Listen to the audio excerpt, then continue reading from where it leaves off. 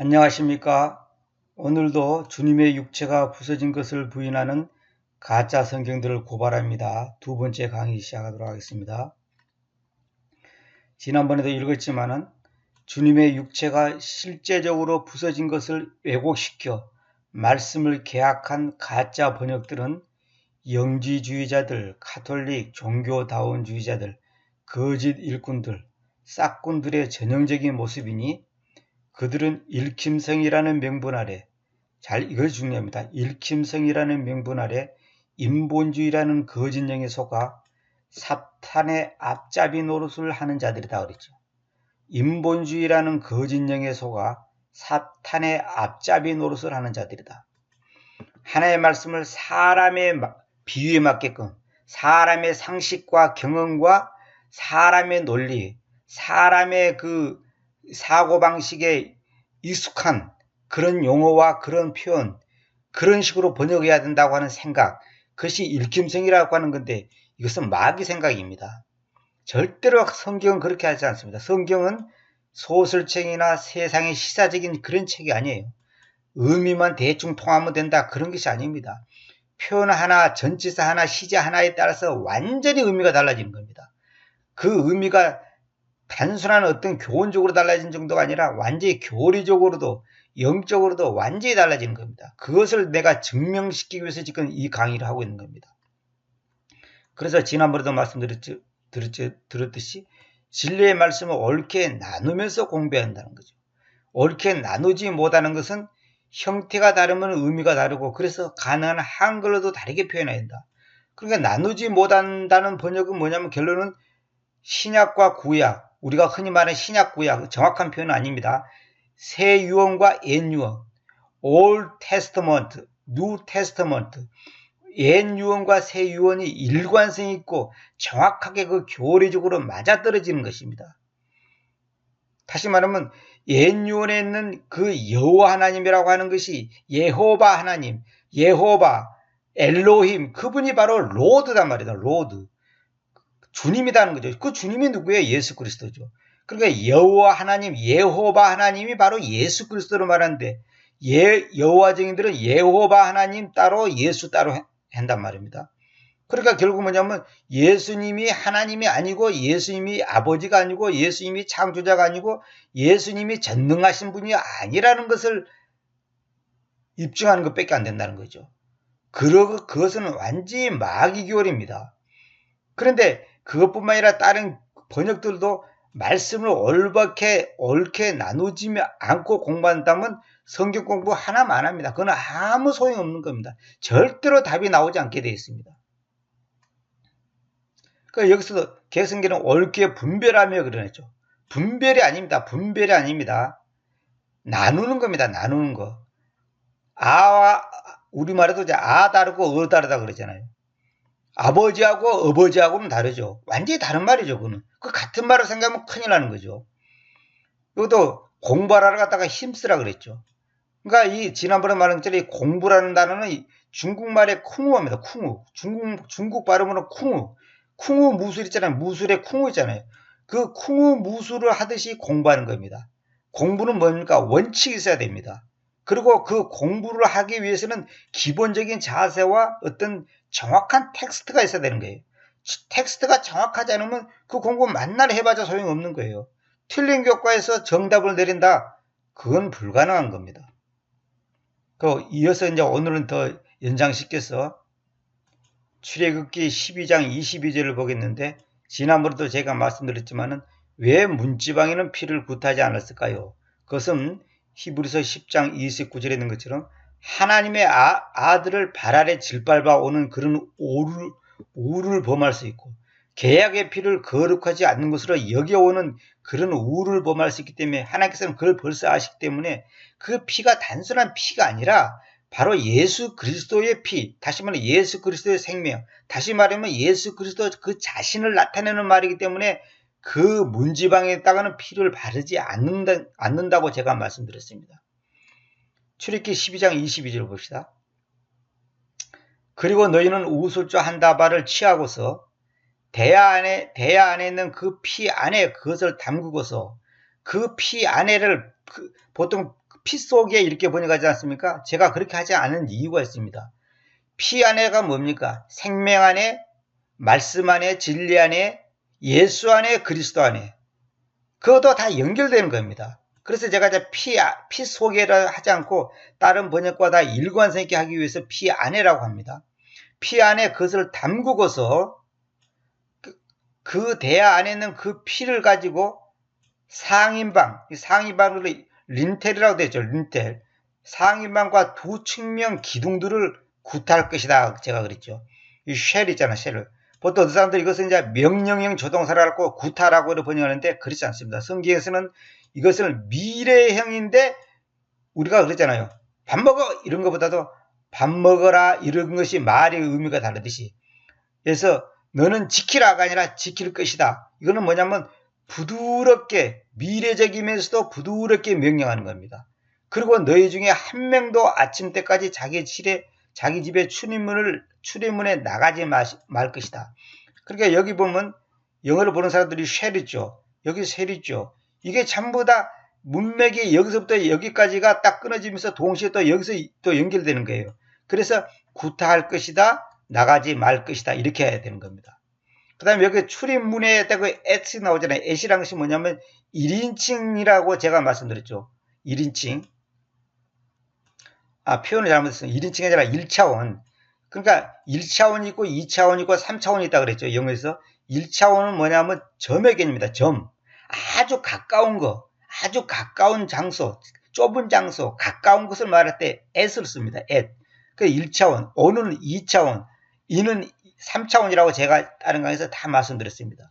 그래서 자기 집의 출입문에 나가지 말 것이다. 이 말이 뭐냐면 출입문 바로 앞에 있는 그 지점도 나가지 말라는 거예요. 절대로 조금이라도 출입문을 벗어나지 말라는 거예요. 그다음 여기서 우술처란 말이 뭐냐면 이게 소우자잖아요. 이건 이제 우리말로는 새무립이라고 그래요. 새무립. 새무립이란 말은 뭐냐면 새무립이라는 풀이 있어요. 그것이 이제 무릎 관절에 좋은 풀인데 그 이제 그 산골짜기라든지 그 내과 가해라든지 이런 데 풀 많은데 습기가 많은 곳에 하면 있습니다. 그건 이 새무릎은 이제 찧어서 이제 마시고 바르고 하면 이제 그 무릎 관절이 좋다지 않습니까? 그 꼭 소의 무릎처럼 생겼다고 해서 그 마디마디가 소 무릎처럼 생겼다고 해서 쇠무릎이래요. 쇠무릎. 근데 그걸 이제 한문으로 우술처라 그럽니다. 이 우술처 한 다발을 취하고서 이 우술처라는 것은 뭐냐면 피를 맑게 하고 정결케 하는 뜻이 있답니다. 그런 그 효과가 있답니다. 그러니까 이제 무릎이 아프다든지 쑤시 나든지 이런 사람들이 먹으면 이것이 부드럽게 되는 거죠. 이제 이런 여러 가지 그 의학적이고 영적인 다 뜻이 있어서 이런 용어를 쓰는 겁니다. 만약에 여러분들이 만약에 우술초가 좀 어렵다 그러면 여러분 생각대로 해서 다른 약초를 갖다가 그냥 인삼 뭐 이렇게 했답시다. 그러면 안 되는 거예요. 성경에서는. 왜 허고 많은 풀 중에 우술초라는 풀을 썼을까? 이거 다 뜻이 있는 겁니다. 자, 그건 그렇고 여기 보면 스트라이크란 나오잖아요. 스트라. 구타할 것이라는 말이 나오잖아요. 근데 여기 개정 얘기는 뭐냐면 뿌리고 일어났죠. 그 다음에 다른 글은 제가 지금 일절 설명 안 하겠습니다. 이런 다른 것도 다 엉터리 번역인데 그만두고 킹음즈도 뿌리고 일어났죠. 그 다음에 뿌리고 해놨죠. 이게 전부 잘못된 번역입니다. 그래서 제가 지난번에 말씀드린 것처럼 여기서 보세요. 여기서도 스트락 해가지고 여기 구타할 것이다가 나왔지 않습니까? 이 구타라는 것은 뭐냐면 피를 바른다 뭐 뿌린다 이런 뜻이 아니라 예수 그리스도가 앞으로 오셔가지고 미래에 이제 육체를 입고 이 땅에 오셔가지고 인간들에게 구타 당해서 그 살점이 찢게 나가고 뼈가 으스러지는 그것을 미리 예표하는 내용인데 이 번역을 갖다가 뿌리다 바르다 이렇게 번역해 버리면 그 예표하고자 하는 그 의미가 완전히 사장돼 버린다는 거죠. 묻혀져 버린 거예요. 그래서 안 된다는 거예요. 그래서 하나님의 말씀을 옳게 나누면서 공부하라는 말이 그런 것입니다. 나누지 않으면 완전히 엉뚱한 말이 되어버린 거예요. 구타하다는 말이. 자, 보세요. 이거 뿌리다 이렇게 번역하면 안 된단 말입니다. 자, 그 다음에 23절 봅시다. 왜냐하면 주님께서 이집트 사람들을 강타하시려고 통과하실 것이기 때문이니 이집트 사람들을 강타하시려고 통과하실 것이기 때문이니 뭐냐면 여기서 또 강타라는 단어 나오잖아. 강타.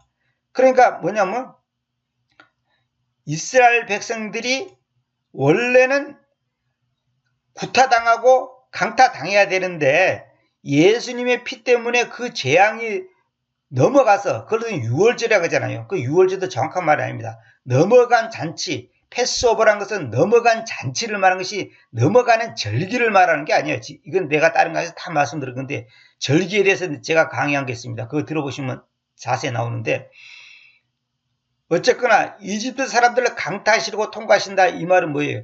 우리가 당해야 될 그 강타, 또 우리가 매맞아서 구타당해야 될 그것을 주님의 피로 그 재앙이 물러나게끔 막으셨기 때문에 오히려 이제 역으로 주님께서 이집트 사람들을 강타하시려고 통과하신다. 통과하신다는 것은 뭐냐면 주님께서 통과하신다는 것은 주님의 그 징계의 채찍이, 다시 말해 주님의 그 매가 지나간다는 뜻 아닙니까? 통과한다는 것이.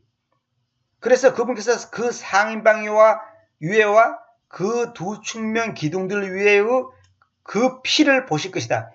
이거 위에의 이름표는 잘 아시기 바랍니다. 위에가 아닙니다. 옛날에 제가 실수로 위에 그랬는데 위에가 아니라 위에의 그 피를 보실 때에 주님께서 그 출입문을 넘어가실 것이고 너희를 강탈하고 하고 너희 집들에까지 들어오는 그 멸망시키는 자를 내버려 두지 않을 것이다. 이건 뭐냐면 주님께서 모든 사람들의 있는 그 집안에 있는 장자와 짐승의 그 첫 새끼와 그 다음에 사람의 그 장자를 다 죽이겠다고 했는데, 만약에 이스라엘의 그 문지방의 상인방향과 춘맹 기둥들의 피가 안 발라져 있으면, 다시 말하면 그 문지방과 측면 기둥들에다가, 문지방이 아니라 상인방과 측면 기둥들에다가 피를 굿하지 않았으면 이스라엘 백성들도 죽게 되는 거예요. 이스라엘 백성들의 그 장자도 다 죽는 거예요. 그래서 그 피를 갖다가 그 상인방과 측면 기둥들에다가 구타를 했기 때문에 그 피를 보실 때에, 이 피를 본다는 것이 뭐예요? 예수 그리스도의 피를 보실 때에 우리가 당해야 될 그 지옥의 형벌을, 우리가 당해야 될 그 저주의 행벌을 모면한다는 거 아닙니까? 그래서 주님께서 그 출입문을 넘어가실 것이고, 그 말은 뭐냐면 그 출입문에 이 집에는 피가 뿌려져 있네, 발라져 있네, 이제 우리식으로. 근데 사실은 이제 피가 이제 피를 갖다가 이제 구타를 했죠. 피가 이제 이거 구타 당한 것을 딱 보고서 그 재앙이 넘어가는 거예요. 그래서 그 재앙이 너희를 강탈하고 그 집들에까지 들어오는 그 멸망시킨 자를 내버려 두지 않을까. 이 멸망시킨 자가 뭡니까? 주님께서 천사를 시켜갖고 그 장자를 다 죽일 거 아닙니까? 그런데 천사가 그 피를 보고서는 그 집에는 이 집은 하나님의 자녀의 집이구나, 쉽게 말해서 우리식으로 말하면 구원받은 사람이구나 해서 그들에게는 죽음이 없다는 거죠. 다시 말하면 그들의 혼은 멸망당하지 않는다는 거죠. 그걸 지금 얘기하는 겁니다. 그래서 이 출애굽기에 있는 내용이 한마디로 예수 그리스도의 그 복음이, 예수 그리스도가 왜 이 세상에 오셔서 십자가에서 피를 흘리셔야 되는가를 보여주는 아주 중요한 내용입니다. 근데 이것을 지금 만약에 번역을 정확하게 안 해놓으면 위에는 뿌리다 바르다 해놓고 밑에는 강타하다 구타하다 이렇게 번역해 놓으면 이 문맥의 흐름이 조화가 안 된다는 거죠. 자, 20절. 그래서 실현될 것인데 너희 아이들이 너희에게로 말하기를 여러분은 이 섬김에 의하면 무엇을 의미합니까? 이 말은 뭐냐면 이러한 섬김이 뜻하는 바가 뭐냐, 뭔 뜻이냐, 이거죠. 그래서 너희는 말하기를 이제 후손들에게 딱 그렇게 얘기하라는 거예요. 자녀들이 이제 넘어간 잔치 때마다 이 피를 바르는데 이것이 도대체 뭐냐, 이제 그걸 물어보면 이렇게 말하라는 거죠. 그것은 너희 주님의 넘어간 잔치의 희생물이니, 즉 넘어간 잔치를 하기 위한 그것을 상징하는 희생물이다. 그분께서 이집트 안에서 이스라엘의 아이들의 집들을 넘어가셨는데, 아이들의 집들을 넘어가셨다, 이 말은 뭐냐면 그 집에는 재앙을 당하지 않게끔 했다는 거 아닙니까? 그때 그분께서는 이집트 사람들을 강타하시고 우리 집안들을 구출하시다. 여기서는 똑같은 하우스라도 여기서 하우스고 있고 여기 하우스지만은 여기서 이제 여기 집들이라는 것은 집안 그래도 되지만은 이제 문설주가 아니라 그 상인방과 그 두 측면 기둥들의 피를 보고서 이제 넘어갔잖아요. 그러니까 그 집 안에 있는 사람들은 어떻게 해요?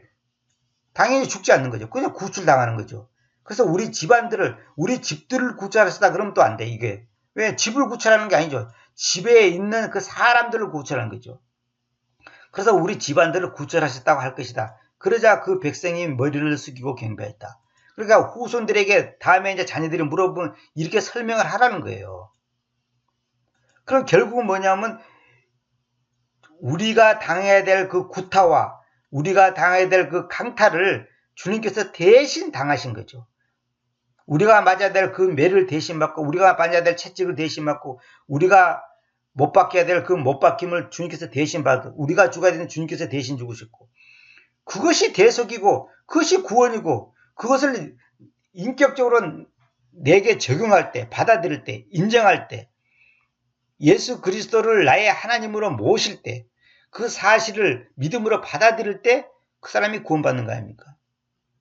이론이 아니라 무슨 그런 것에 대한 어떤 역사적인 지식을 아는 것이 아니라 실제적으로 그 피가 우리의 심장 속에 뿌려져야 한단 말입니다. 우리의 심장 속에.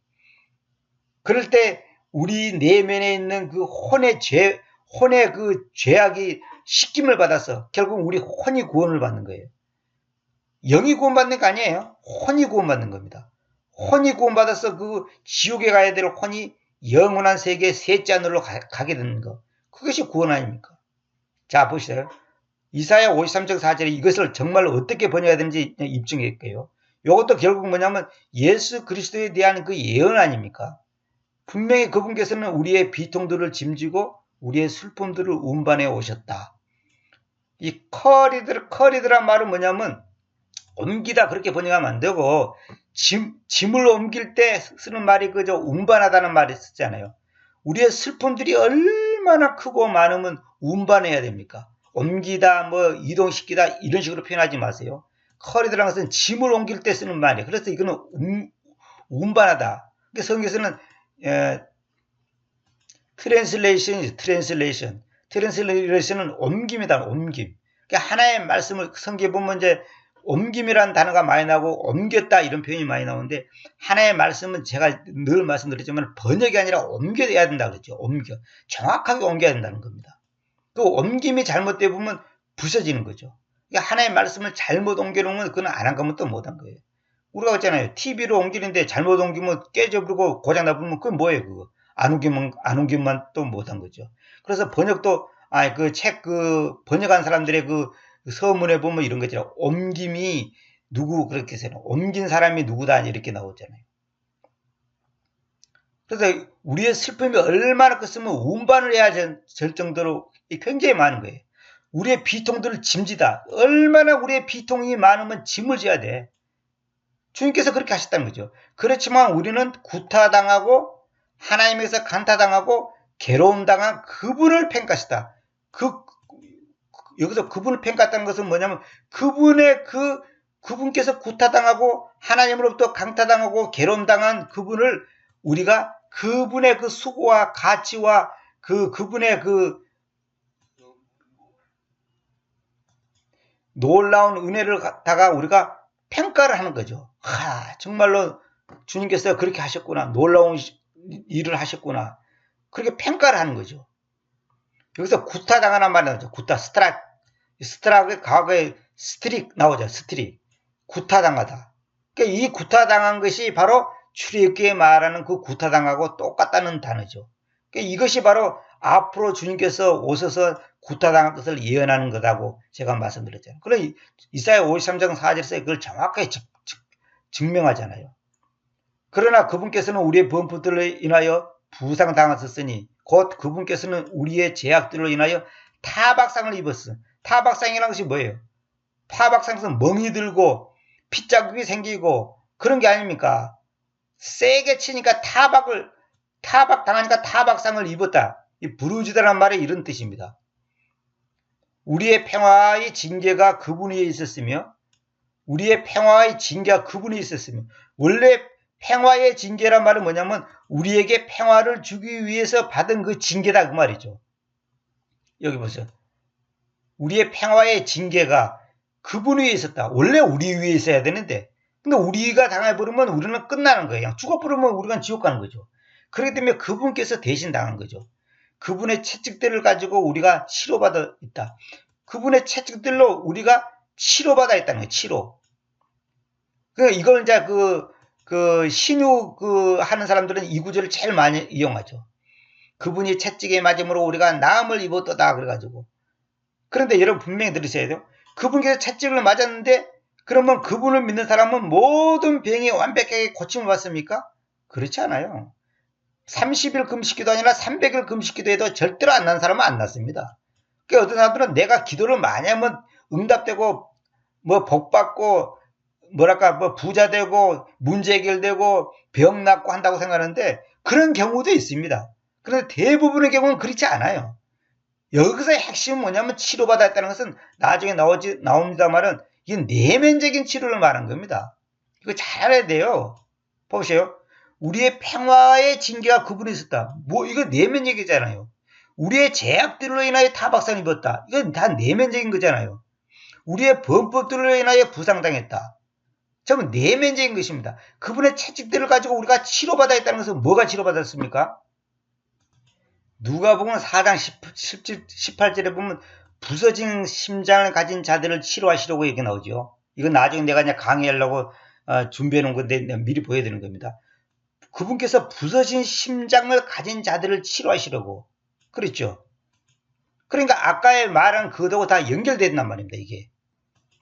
그러니까 여기서 채찍들을 가지고 우리가 치료받아야 했다는 것이 아까 누가복음 있는 것처럼 우리의 부서진 심장을 주님께서 치료하신다는 거죠. 이건 뭡니까? 우린 내면에 심장이 부서지면 어떻게 다 죽는 거예요. 우리 심장이냐 마음과 같은 단어지 않습니까? 그러면 우리의 마음이 부서졌다. 이거는 뭐예요? 하나님을 향해서 온전히 하나님만을 향해서 하나님만이 내 마음의 전부가 되고 내 마음의 주인공이 되고 하나님이 내 마음의 중심에서 자리 잡아야 되는데 딴 잡것들이 내 속에 들어오는 거예요. 돈, 명예, 인기, 체면, 무슨 세상적인 거. 그런 욕심들이 내 마음을, 내 심장을 다 찢어놓는 거예요. 찢어놓는. 그게 죄가 그런 거예요, 죄가. 그러니까 내가 욕심을 갖는다는 그 자체가 죄를 짓는 거예요. 그래서 이제 이거예요. 내가 돈이 필요한데 하나님과 나와의 관계가 먼저고 우선이고 전부고 하나님과 나와의 관계가 이제 우리의 관계가 돼야 되는데 우리는 어떻게 생각하냐면 나와 돈 문제, 나와 사업 문제, 나와 직장 문제, 나와 건강 문제가 우선이 되는 거예요. 그래서 건강, 사업, 직장 이런 것들을 해결하기 위해서 하나님이 필요한 거예요. 그래서 밤새도록 기도하는 거예요. 사업 잘 되게 해주시고 건강 좋게 해주시고 직장 문제 해결해 주시고 경제 문제 해결해 주시고 우리 자녀 문제 해결해 주시고 밤새도록 기도하는 거예요. 그러니까 그 사람의 문제, 그 사람의 핵심이 뭐냐면 자기와 직장, 자기와 사업, 자기와 가족 이런 것이에요. 그런데 하나님은 그 옆에 이제 보조로 자기를 도와달라는 이거거든요. 그것은 하나님 앞에 죄를 짓는 겁니다. 그거는 기도가 아니에요. 그거는 미신이에요, 미신. 그러니까 자기는 주님, 하나님 하지만은 그 사람의 마인드 속에 있는 그 믿음이라고 하는 그 기도라고 하는 그 신앙이라고 하는 것은 뭐냐면 고목나무 밑에서 비나이다 신령기의 비나이다 기도하는 거라 다를 바가 전혀 없는 겁니다. 제 자신도 그런 기도를 지금까지 수십 년을 해왔다는 거죠. 응? 수십 년을 수천 번 수만 번을 했어요. 내 문제를 해결해 달라고 맨날 기도하거든요. 근데 하나님이 원하는 것은 너와 내가 나는 너로 더불어 너는 나로 더불어 먹고 마시자. 너가 내 안에 내가 너 안에. 나를 위의 것을 바라보라. 나를 바라보라. 주님을 바라보라.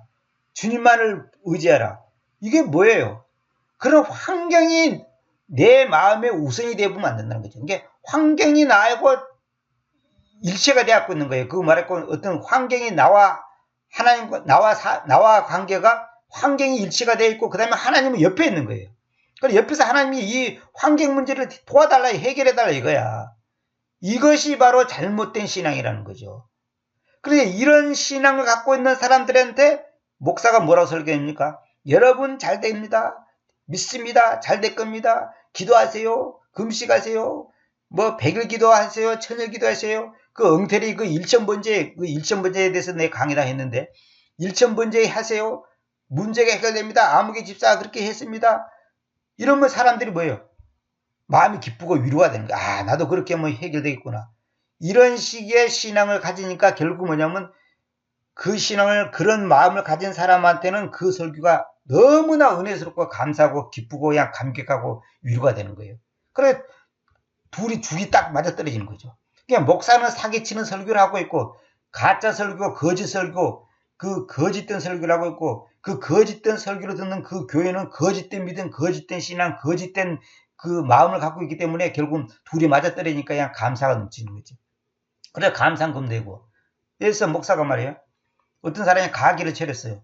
가서 이제 예배 드리라 달라 그러니까, 축복 기도해 달라 그러니까 가서 하나님 이 가게가 잘 되게 해주시고, 하나님께 영광 돌리게 해주시고, 들어가도 나가도 복되게 해주시고, 이 가게를 찾는 모든 손님들이 이 가게를 통해서 하나님을 만나게 해주시고 하면서 막 가게가 잘 되게, 하여튼 잘 되게만 되게 해달라고 기도하고 있잖아요. 근데 그 가게 주인은 정작 하나님과 관계가 영 껄끄럽고 비정상이고 제대로 되어 있지 않는데, 그 가게를 차린 사람 입장에서는 가게 잘 되고 부자 되고 돈 벌기 위해서 차린 거 아닙니까? 망하기 위해서 차린 사람은 없거든요.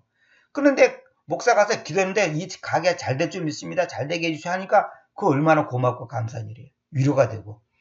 당연히 잘 될 걸로 믿고 있지. 당연히. 잘 됩니까? 잘 돼요? 그렇지 않습니다. 잘 돼도 문제가 있고 잘 안 돼도 문제가, 오히려 잘 안 되는 게 정상이에요. 무슨 말이냐? 그 사람의, 그 가게 주인의 마음에는 뭐가 우선이냐? 가게가 잘 되고 돈 잘 버는 거예요. 그래서 자기는 돈 잘 벌면 하나님께 감상금 많이 내고 11조 많이 내고 건축금 내고 성경금 내겠다고 그런 마음을 갖고 있겠지. 그러나 그 마음 깊은 곳에는 뭐냐면 돈을 사랑하는 마음이 있는 겁니다. 돈을 사랑하는 마음. 그래서 그것을 충족시키고 해결하고 문제를 만족시키기 위해서는 하나님이라고 하는 신이 필요한 거예요. 부처 앞에 갈 수도 없고, 고목나무에 갈 수도 없고, 하나님이라고 하는 신이 필요한 거예요. 근데 자기의 진짜 신은 누구냐? 돈이단 말이에요, 돈. 합격, 회사, 취직, 결혼, 뭐 집 사는 거, 모두 그치. 자기 목적을 성취시키기 위해서 결국은 하나님을 이용해 먹는 거죠. 그런 미신이죠, 미신.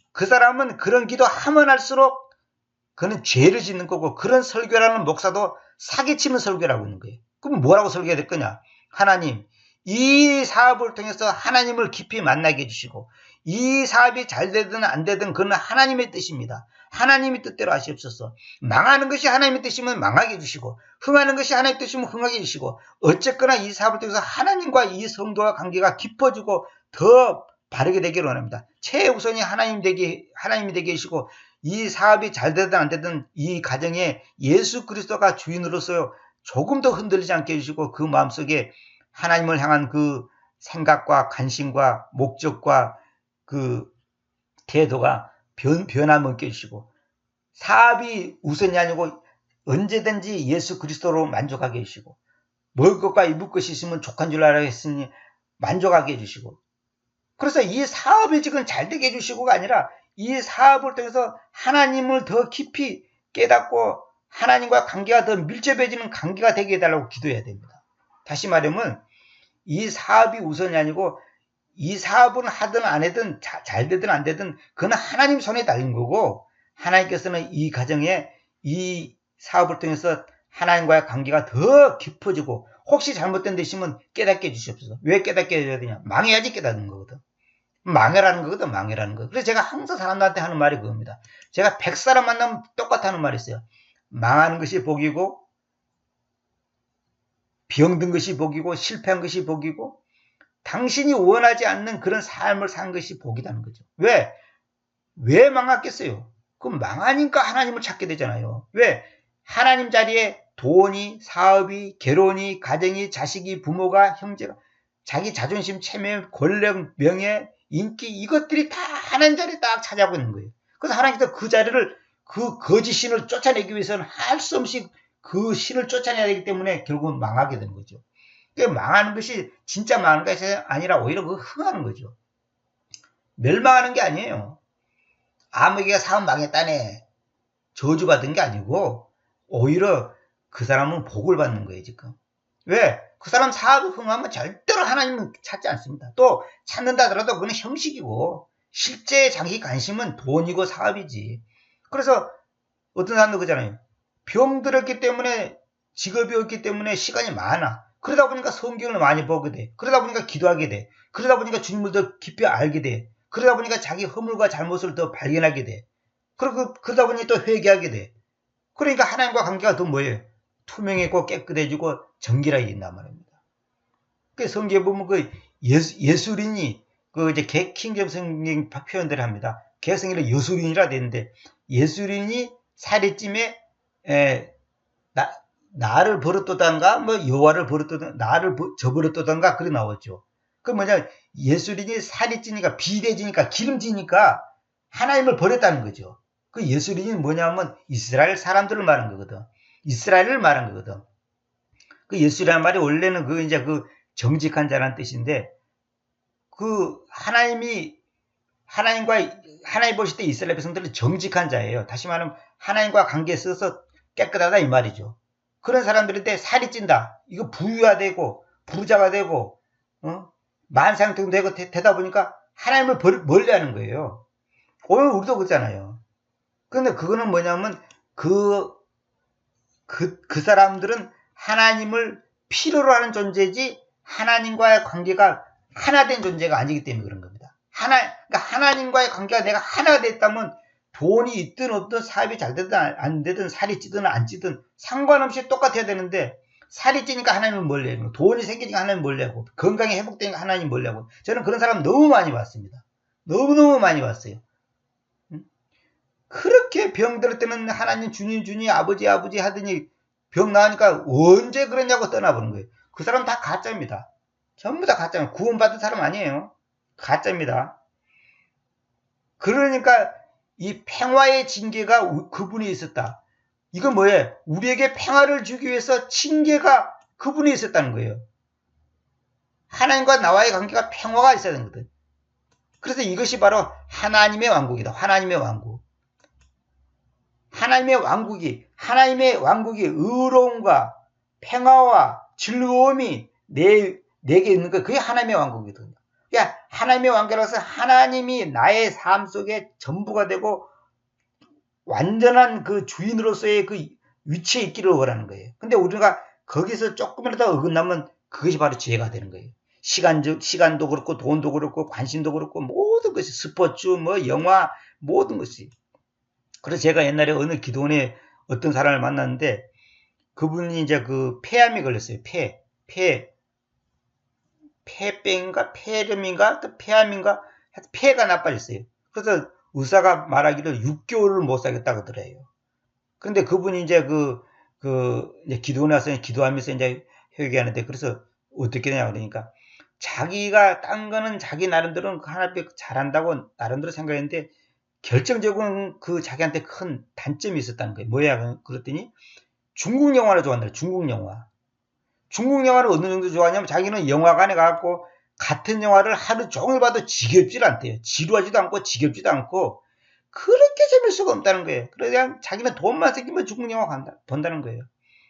중국 영화를 보고 비디오 테이프 빌려다 보고 너무너무 재밌다는 거예요. 중국 영화. 다른 영화는 오히려 재미없다는 거예요. 중국 영화가 너무 재밌다는 거예요. 그래서 나중에 하나님께서 그걸 깨닫게 있는 거예요. 니는 중국 영화가 네 주인이고 네 하나님이다. 너무너무 좋아하니까. 그래서 하나님께서 자기를 그걸 회개시키더라. 그래서 자기가 지금 건강에 많이 회복됐고 하나님께 감사하다고 이제 그 말을 감정 들었습니다. 바로 그거예요. 중국 영화든 스포츠든 뭐 어떤 것이든 그것이 하나님보다 우선이 되어버리면 그것이 죄가 된단 말입니다.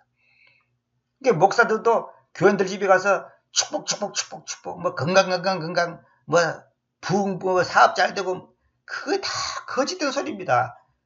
부자 되면, 믿음 없는 사람 부자 되면 뭐 할 겁니까? 그 죄 짓는 것밖에 더 하겠어요?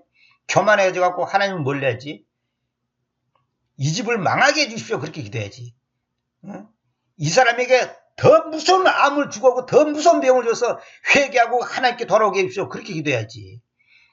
그것이 정상이죠. 믿음도 없는 사람들 술꾼한테 주여 건강 주시고 하느님마다 잘 되게 해주시고 들어가도 나가도 복 받게 해주시고 머리가 될지언정 꼬리가 되지 않게 해주시고 해봤자 그거는 저주받아 죽으라는 소리하고 똑같은 거예요. 그거는 그렇게 하는 기도, 그렇게 하는 설교도 가짜고 그건 하나님께 매맞을 짓을 하는 거고 그것을 받고서 아멘한 사람도 똑같은 사람들이에요. 그게 끼리끼리 만난 거예요. 이런 오류를 저 자신도 많이 범해왔고 많이 보았고 많이 들어왔습니다. 제가 오늘 이거 강의하면서 그냥 긴 설교가 되어버렸는데 평화의 징계가 그분에 있었고 그분의 채찍들 가지고 우리가 치료받았다는 것이 그러면 만약에 기도했는데 치료받지 못하고 죽는 사람들은 다 저주받았습니까? 아니에요. 그렇지 않아요. 하나님께서 우리를 치료할 수도 있어요. 고칠 수도 있어요. 여기서 핵심은 그게 뭔지 아십니까? 부서진 심장을 치료하는 거예요. 부서진 심장을. 이따가 내가 이제 얘기하려고 했는데 아까 잠깐 보여드렸잖아요. 누가복음에 있는 거. 부서진 심장이라는 것이 뭐예요? 내 마음이 갈기갈기 찢어졌다는 거예요. 어디로? 세상을 향해서. 하나님과는 상관없는 세상을 향해서. 정치에 대해서 그런데도 너무 예민하게 반응 보이고 관심 가지면 안 돼요. 그런 것도 다 옳지 않은 겁니다. 정치든 경제든 뭐 스포츠든 무슨 뭐 연예인들 뭐 어쩌고 저쩌고 무슨 뭐 그런 데 관심을 가지면 안 되는 거예요. 우리 그리스도인은 항상 예수 그리스도 그분만으로 내가 만족하는가 그거예요. 내가 원하는 대로 안 돼. 그래도 감사해야 돼. 저는 살아보니까 내가 원하는 대로 된 일이 이제 그 자질 그런 거 뭐 다른 거 말고 좀 내가 이랬으면 좋겠다 저랬으면 좋겠다 뭐 이렇게 소원 있잖아요. 거의 된 적이 없습니다. 거의 전혀 내 방식이 아닌 방식으로 내가 생각하는 시간이 아닌 시간으로 내가 원하는 그 어떤 그 결과가 아닌 결과로 지금까지 왔지 내가 원하는 대로 된 일이 거의 없어요. 돌이켜보니까 그 거의 없는 것이 복이더라고요. 내 원하는 대로 되시면 내가 어떻게 되겠어요? 기고만장이고 교만하고 하나님 멀리해야지. 그러니까 하나님께서 이 평화의 징계를 그분 위에 있었고 그분에 있고 그분의 채찍들을 가지고 우리를 치료받은 거예요. 그러니까 하나님이 원하는 목적은 우리가 사업 잘 되고 합격하고 뭐 부자 되고 무슨 건강하고 뭐 그런 것에 관심 없어요. 하나님은 사실은 너와 나와의 관계가 깊어지고 깨끗해지고 정직해지고 바르게 되는 거 그것만을 하나님께서 원하는 거예요. 다리 밑에 가서도 찬송 부를 수 있다면 그 사람은 A급 신자입니다. A급 신자. 그래서 누구 말 맞더라 교화 1번지라죠. 교화 1번지가 뭔 말인가 했더니 다리 밑에 있는 1번지. 그러니까 다리 밑에 1번지에 가서도 하나님 앞에 감사했었어야 돼. 암이 걸려서 다음 달에 중도해도 감사했었어야 돼. 그것이 안 된다는 것은 그 사람과 하나님 관계가 지금 비정상입니다. 제가 아는 어떤 분은 암이 걸렸는데 수술 안 했어요. 왜? 수술해가지고 치료받고 뭐 항암 치료받고 뭐하고 고통받고 그러다가 그렇다고 해서 산다는 보장도 없고 그렇게 하면서 자기가 살고 싶지도 않다는 거예요. 그래서 그 수술 비용이 뭐 그때 뭐 500만 원 있다나 근데 그걸 하나님 앞에 헌금하고 나는 하나님 안 났어도 괜찮으니까 낫겠든 안 낫겠든 그건 하나님 마음대로 하시고 내가 죽을 때까지 주님께서 주님과 나와의 관계가 깊어지고 바르게 되기를 원하고 내가 잘못된 거 하나님이 용서해 달라고 그렇게 다가 결국은 그분이 2년인가 1년인가 살다가 결국은 세상 떠났죠. 그 사람이 진짜 믿음이에요. 제가 볼 때는 정말로 대단한 사람이에요. 그게 정상이거든요. 그렇다고 뭐 암수술 받는 것도 다 나쁘다 뭐 믿음 없다 그렇게 말하자는 게 아니라 그 사람의 수준은 그런 거예요. 암수술 받았고 몇 년 더 살아서 뭐 어쩌겠다는 거냐 이거예요. 그게 중요한 게 아니다는 거지. 그런 것을 하나님께서 우리에게 요구하는 겁니다. 오늘 내가 여기까지 계속 하려 했더니 얘기하다 보니까 시간이 너무 많이 가서 다음 시간에 이어서 6절부터 다시 말씀드렸습니다. 여기서 보면 이제 우리는 모두 양들같이 헤매왔으니 곧 우리는 자기 자신의 길로 되돌이켜 왔으니 그런데도 주님께서 우리 모두의 죄악을 그분에 넣으셨다. 그렇죠. 우리가 모두 양들처럼 헤매왔다는 거죠. 세상에서 그랬잖아요. 우리는 각자 자기 자신의 길로 돌이켜 왔다. 자기 자신의 길로. 주님의 길이 아니라 자기 자신의 길. 자기 생각, 자기 목적. 전부 이거 인본주의잖아요. 자기 자신의 길로 돌이켜 왔다. 그런데도 주님께서 우리 모두의 죄악을 그분에 넣으셨던 거예요. 그럼에도 불구하고 하나님께서는 우리를 대신해서 우리 모두의 죄악을 그분 위에다가 놓아오셨다는 거죠. 그분 위에다가. 우리 위에 있어야 될 그 죄악이 그분 위에 있는 거예요. 그래서 우리가 구원받는 거예요. 우리가 각자 자기 자신의 길로 돌이켜 왔다는 거죠. 이런 우리를 하나님께서는 구원해 주셨습니다. 다음 시간에 계속해서 말씀드리도록 하겠습니다. 감사합니다.